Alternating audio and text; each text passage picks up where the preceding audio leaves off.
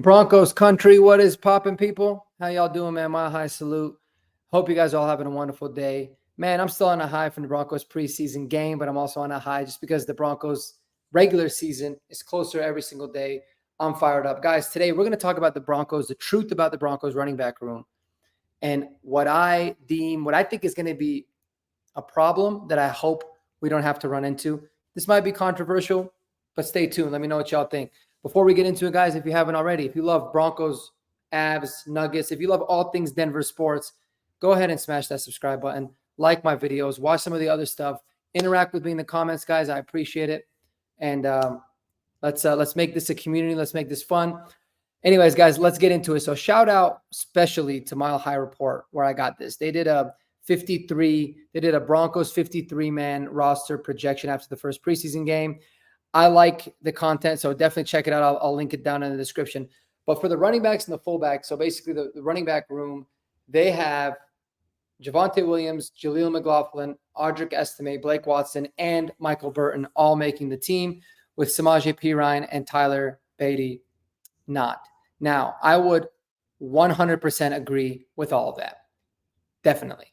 But here's my thing, okay? My issue with the running back room is not who makes it. It's who's going to ultimately get the opportunities. And this might be really controversial, but guys, I personally believe, I can't say I personally believe that my solution is better, but what I can tell you, in my opinion, is that I would rather go with the younger, unknown, talented, explosive players versus the guys that we kind of already know what they have on this offense. Now, running the ball and having a productive running game is probably going to be the most important thing for this Broncos offense overall, because it's going to directly affect Bo Nix either positively or negatively, and we're going to commit to it. So I get all you Javonte Williams lovers and everybody that's out there. Here's my issue with Javonte, and anyone that knows me knows that I love him, and I was absolutely heartbroken when I heard about the type of knee injury that he had, because I felt like afterwards he would probably never be the same back. And even though he showed that he's built differently and that he's not like anyone else, that, any other types of players in terms of not even missing a game and being ready to play last year, he didn't look like the same guy, and he really doesn't look like the same guy this year either. And that's frustrating, and it breaks my heart to say, but sometimes you just gotta understand that it is what it is. I think the best running back on our roster currently is Jaleel McLaughlin. I personally don't even think it's close. And I think that the Broncos should give him a majority of the carries and the running back work. He's somebody that can run between the tackles. He's shifty. He's explosive. He's going to average more than the 3.8 yards that Javonte seems like he's going to average again. And he just brings a juice to this offense. It's fun to watch him. And we're in a league now where explosive, fast, skillful running backs have a lot more success than those that are kind of bruisers and just run through you type of guys.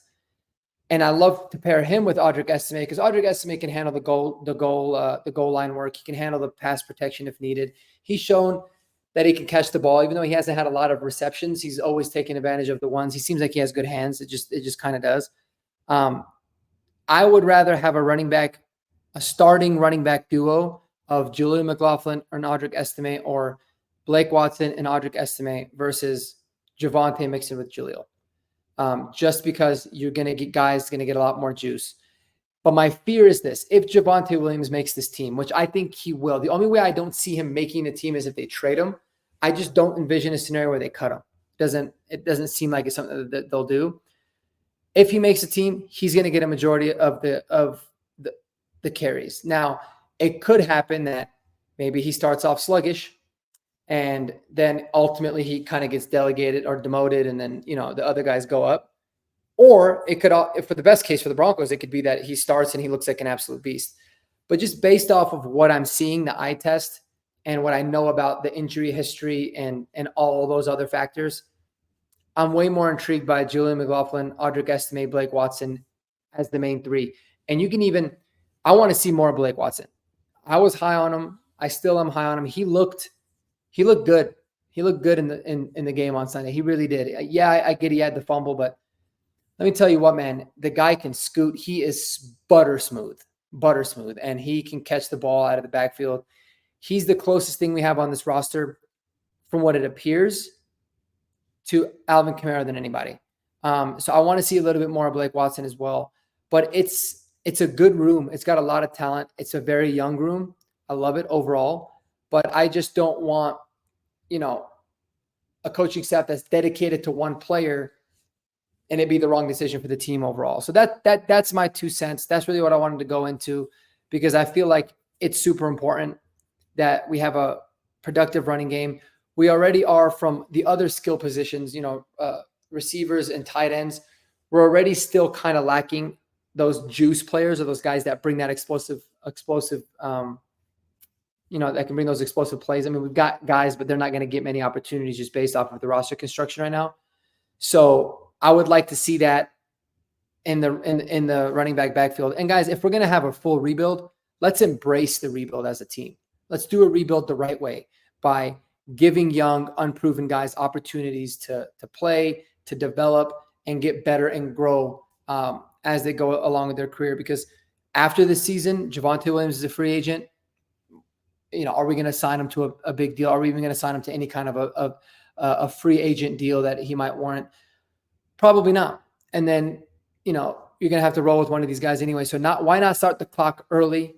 Running back, as we know, is just those positions where you run them into the ground and then you get rid of and you repeat.